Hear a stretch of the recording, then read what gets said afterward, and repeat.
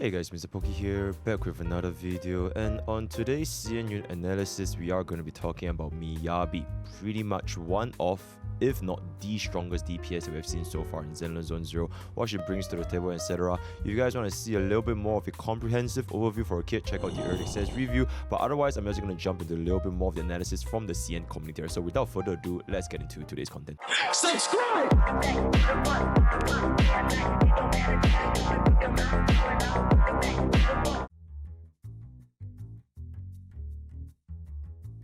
So right off the bat, Miyabi is already going to be coming out with extremely strong stuff from the kit itself, extremely wide AoE, very high multipliers, as well as very high core mechanics from her base kit, right? So she basically is going to be Zenless Zone Zero, or rather in CN opinions, one of, if not the most worthy, the most valuable unit to pull in Zenless Zone Zero as of version 1.4. One thing to keep in mind is this sentiment has also been said with previous Hoyoverse games. For example, I'm going to talk about Aircron. She was extremely strong upon release, but at the end of the day, a DPS will be a DPS. That being said, in Zenless Zone Zero, I think this sentiment is probably not going to be as relevant compared to a game like Honkai Starbucks, because in Zenless Zone Zero, a lot of your mechanics, a lot of your gameplay, they revolve around your set DPS.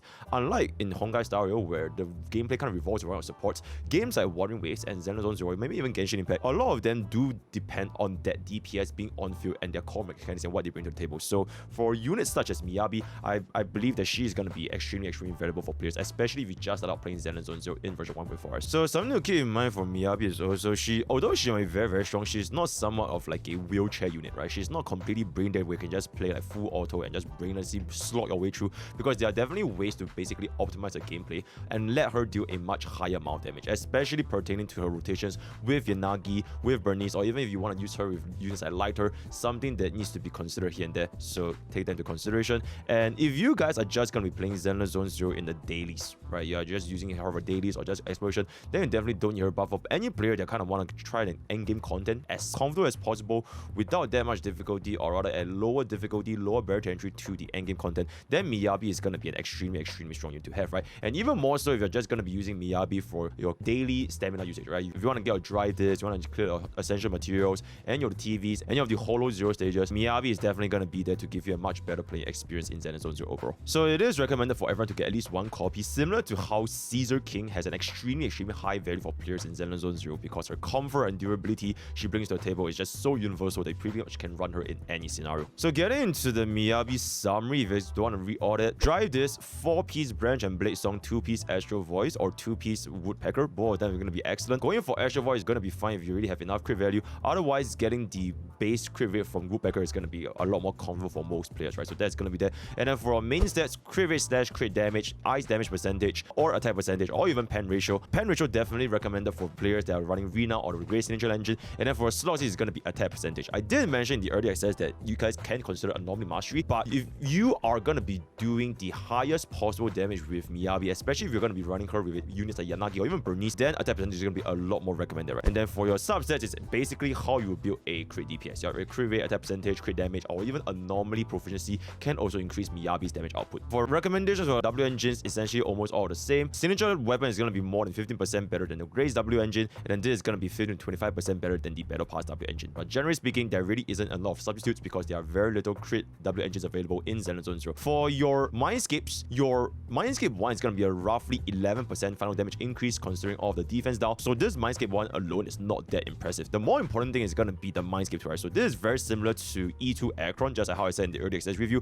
E2 Miyabi basically opens up her team building to a lot more options, because now that she gets an extra stack from her final hit of a basic attack, you can consider running her like a hyper carry without tying her down to anomaly build teammates such as the Yanagi, right? So units, especially if you're running units like Lighter or you want to date the enemy as fast as possible, since Miyabi can now gain this extra step from a Mindscape 2, then she's going to be able to rotate herself a lot more comfortably and just deal a lot more damage. Not to mention, she starts the battle with the level 3 charge instantly, which can just do instantly get rid of the mobs, and it's just a lot more comfortable for the endgame content. For the core skills, talent, traits, ultimate mechanics, basic attack, just kindly check out the early size review. But in summary, leveling up your core skill, followed by your basic, followed by your skill into your ultimate, and all of the rest, and kind of just leave them at 0, and it doesn't really matter that much, right? So that is going to be there for Miyabi's trace priorities. So I kind of want to just stress on a little bit for the Frostbite, Ice Fire, Frostburn, all these anomalies, especially for Miyabi, because it is going to be quite interesting, and just in case players didn't really understand fully of how this mechanic works, right? So when Miyabi deals any frost damage, she doesn't apply frost anomaly, right? She doesn't apply the ice anomaly. She applies Ice Fire. Ice Fire is the one that leads to Frostburn.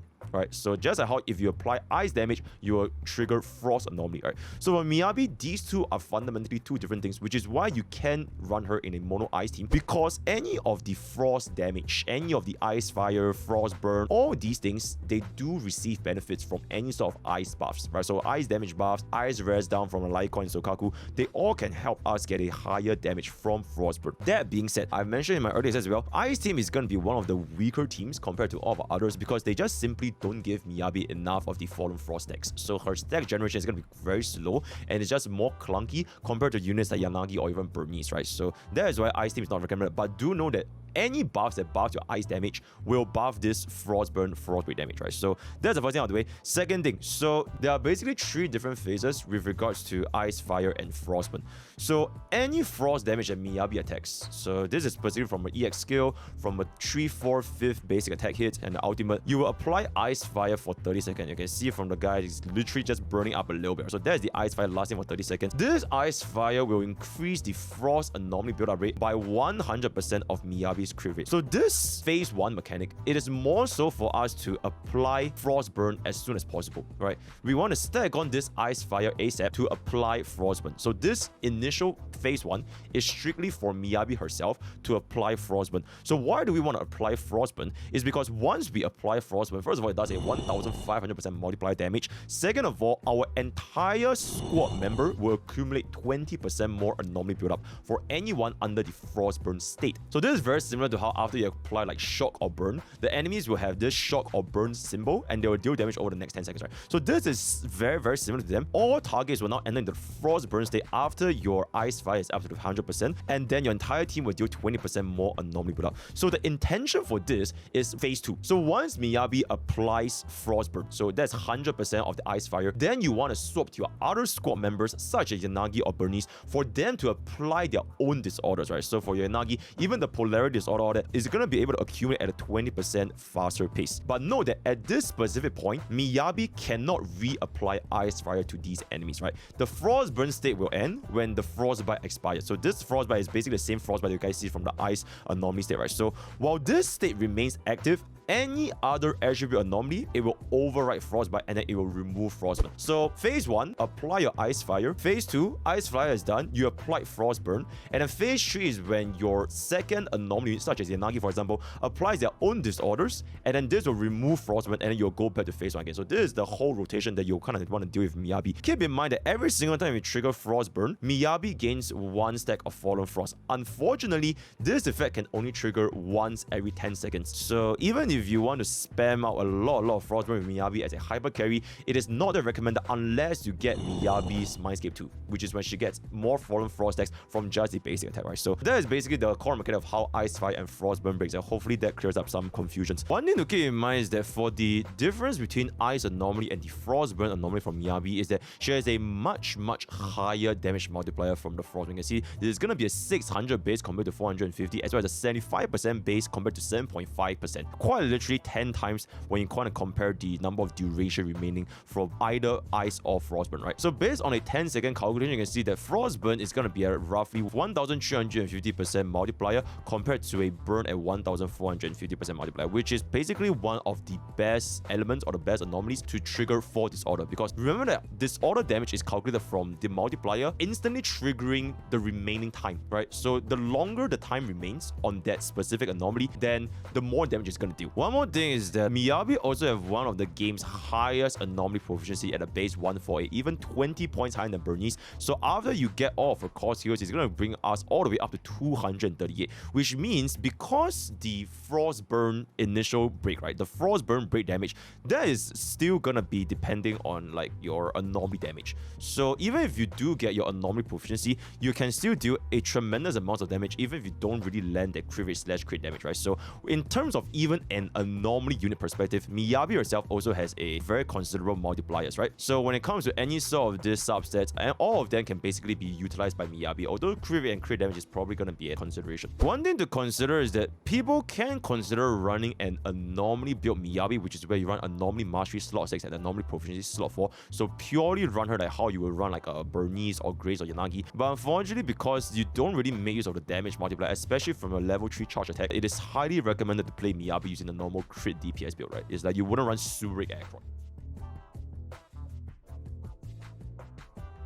Alright, so with that being established, with all the core mechanics and Fallen Frost, here comes Miyabi's team building segment. So for Miyabi, like I mentioned before, Yanagi is absolutely going to be the best in slot for Miyabi. Perfect synergy, perfect rotations, they feel each other's downtime, both do a ridiculous amount of damage, so don't really have a much better slot 2. It is what it is. For slot 3, you can actually consider running a different variation from all of these different units. So if you want a little bit more of a comfort, Caesar King is going to be pretty comfortable, but do know that, yep, Caesar King's attack buff, it does not apply to the secondary unit when they are off-field, right? So units like Sokaku, Lycon, Rina, Lucy, Nicole, all of these units can basically function with Miyabi, and she is not that dependent on the current slot tree yet. Not because the slot trees are very universal, it is rather none of the slot trees are really quote-unquote best in slot for Miyabi. So it is quite possible that we are going to be getting a better support in the future that can synergize better with both Miyabi and Yanagi's kit at the same time, right? For now, if you simply just want the absolute comfort, then Caesar King is going to be the recommended slot tree just because of the shield and more comfort,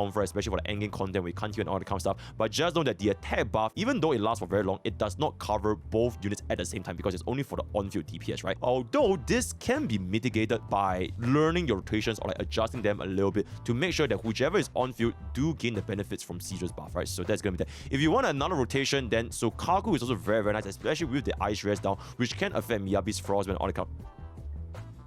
What the? Okay, that was a bamboo. Yeah, oh my god, that was so... Bamboo recommendation, run this guy. Run the police guy.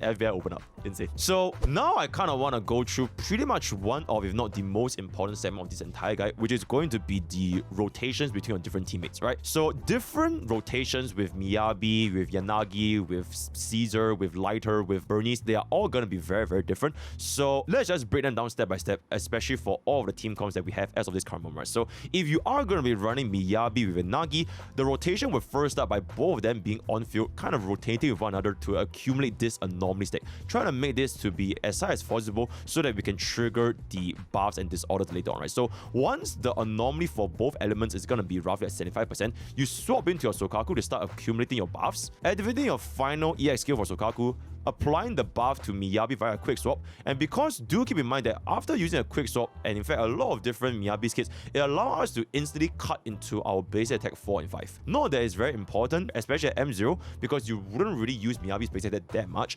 but it would be pretty important, especially if you want to accumulate the Ice Fire anomaly build up, especially for M2 Miyabi, when you can generate a lot more attacks, right? So giving the buff to Miyabi at this point, it allows us to trigger Frostburn, as you can see it from this point over here. So once Frostburn is going to be applied, you can then swap out into Yanagi, right? So once Frostburn applies, you swap back into Yanagi to press and hold your E to deal your polarity disorder. And then at this point, if you are not using Sokaku, you can kind of apply a debuffer such as Nicole after you apply all of your polarity disorder and disorders. Swapping back to Yanagi over here, then you can start your level 3 charge slash. After your level 3 charge slash, instantly cut back into Yanagi to activate her skill, and this allows us to switch back into Miyabi instantly to give us another level 3 charge slash, right? So that is the general rotation for Miyabi and Yanagi plus any of the supports, right? So not very, very easy to master, I would say, because you need to time out both the anomaly gauge for your Miyabi's Frostburn as well as Yanagi's polarity disorder. So if you can master this, then your Miyabi with the amount of level 3 charge slash can basically just kill almost any enemy in like very, very quickly, right? You wrap everything up with an ultimate and then everything just kind of rotates by itself. So that is that for Miyabi and Yanagi. Second team comp rotation is going to be talking about with Bernice, but Bernice doesn't give us as many many stacks of Fallen Frost as compared to Yanagi, right? Because her burn is honestly a little bit slow, and it's gonna be, she's meant to be an off-field unit anyways. And like I mentioned, both Miyabi and Bernice, they don't really measure that well as an on-field DPS unless you get Miyabi's M2. And then for this specific slot, you are absolutely going to be running Lucy because she buffs both attackers at the same time. And the bump is gonna be as shown over here. So the rotation is gonna be start with a Nitro Field State, apply your Afterburn, swapping back into Miyabi here, and at this point, you can kind of just use your basic attack and just accumulate your Fallen Frost stacks. Activate your E from Miyabi to activate the Disorder from both burn as well as Frostburn, and then you can swap back into Lucy over here right before you apply Miyabi's level 3 charge dash, right? So get this long E, quick assist with Miyabi after Lucy, and this will allow us to trigger the level 3 charge dash, and it kind of just repeats itself all over again, right? So if you do have the 80 energy, you can continue to use Miyabi on field, but once Miyabi runs out of the 80 energy, can't use ultimate, can't use anything, then you need to swap back a little bit over and over again, which can be a little bit uncomfortable, especially if you don't have M2 Miyabi, just because she doesn't really have a lot of on-field time once you expand all of her means, right? So that's gonna be that. Some of the A rank agent can be considered with Piper as well as Lucy. So Piper, she kind of is like a weaker version of Jane though, so you can also rotate them one another, but just know that for Piper specifically, they are almost playing like a quick swap DPS, like the dual DPS setup in Wuthering Waves, right? So once you use all of your stuff, you kind of want to change back to Piper to apply her physical assault. Keep in mind that Piper can instantly get into the max speed assault after the second basic. That's just a little bit of a Piper trick, so you can apply a little bit faster. Then once you trigger the Disorder from Piper's assault with Miyabi's Physical Break, apply your Lucy's buff as per usual, and then once Lucy's buff is applied, quick swap back into Miyabi, and then you can let go of all of your level 3 charge slash, and the thing kind of rotates itself all over again, right? And then for the Qing or other stun team, you can just run her with any of the slot you support. So for example, if you're going to be running Sokaku here, keep in mind to always play Sokaku or whoever is triggering quick assist before Miyabi, so that the quick assist can enable us to swap to Miyabi instead of the other way around, right? So quite important. And rotation for this is going to be using 2 of Sokaku's skill first to get 2 stacks, and then activate your quick assist to Miyabi, hit roughly half of the Frostburn state, then swap back into your Qing-E to activate the Daze. Once Qing-E can allow us to daze the target at a faster pace, you can then trigger the Disorder during the Daze stage to activate the highest possible damage with Miyabi. So at this point, you can then get all of your stacks, activate your energy, activate your ultimate, then everything just kind of rotates by itself. And then with the ultimate as well, the level 2 charge, you can see that the enemy HP just basically dies almost instantly, right? Because even though Qing-E doesn't give Miyabi a lot of stacks, the stun damage multiplier alone just allows us to do so much damage that this is still an excellent team for players who are not relying on getting a lot of Fallen Frost stacks, right? So one extremely important tip for running this Qing-E team is that you have to hit a little bit of this electric anomaly right before you activate Daze. You want to activate this right before you activate Daze, so that during Daze stage, you can then trigger the Disorder for the maximum damage possible, right? So one very important note if you're going to be running Qing-E. Oh, this team is pretty decent, but it definitely depends on your environment. So if you're not able to, you know, kill the enemy fast enough because you couldn't accumulate enough Fallen Frost stacks, then it's definitely going to suffer in terms of DPS downtime compared to the traditional Anomaly teammates. Then Lighter essentially is just going to be another version of Qing-E, another Daze unit, but I believe that Lighter is going to be slightly weaker than Qing-E, for at least for the CN opinion, because the damage buff does get quite a little bit of a diminishing returns, and the only support over here is also still going to be Lucy. For this current rotation, do note that for an M2 Miyabi, it probably might be even her best in slot, because Lighter can daze the enemy extremely fast on top of giving us all of the buffs, and an M2 Miyabi doesn't face the field time problem because she can then stay on field and get all of the stacks via the 5th hit of her basic attack. And note that for Miyabi specifically, I'm not sure if I mentioned, there are a lot of ways for Miyabi to instantly cut into the 5th or rather 4th hit of the basic attack. This can be done with a dash, can be done with a quick assist, skill, EX skill, chain the EX skill. You can have a lot of means for Miyabi to animation cancel and jump into the 4th or 5th basic. I didn't really mention this that much because it's not that important, especially for M0, but for M2 plus Miyabi users, this is going to be very important. Then at the same point, if you're going to be using Miyabi with M2 and above, especially since at this point she can pretty much be like a hyper carry on-field DPS, then Ice team is going to be quite good, because the downside for both the Ice team as well as all the stun teams like Lighter and Qing-E, they don't generate enough Fallen Frost stacks for Miyabi, and since she cannot generate enough Fallen Frost stacks by herself on field, it is not that advisable compared to running the Anomaly team, right? But if you do have an M2 Miyabi, then this team is going to be very fluid. And one last unit is that some of you guys might be wondering, can you be using Haru Masa with Miyabi? Because he's going to be a free unit given for us, but unfortunately, because Haru Masa is also going to be like a burst DPS, the synergy between Haru Masa and Miyabi is just going to be not that great, right? So you can probably try to use them, but it's just not going to be as smooth compared to the other team comps. But I just want to keep in mind, at this point, Miyabi, although she is best in slot with like an anomaly stacking, especially with Yanagi, you are probably not gonna feel that much of a difference, especially if you're just talking about clearing the endgame content with Miyabi. Because the multipliers and damage and kit is just so strong and so overloaded right now, you wouldn't feel the impact of not running her best in slot. It's almost very similar to Akrion's situation back in Honkai Starbucks, where if players did not pull for Akrion's signature Lycone, you probably wouldn't feel the difference because Akrion is just that strong by herself back then, even with good and stable, right? So a very similar situation for Miyabi. Without the best in slot, with any team, she's pretty much going to storm off the content right now in Zenless Zone Zero. But if you want to absolute min-max of damage, then Yanagi is still going to be the best option, right? So that is going to be that for the team comp as well as rotations.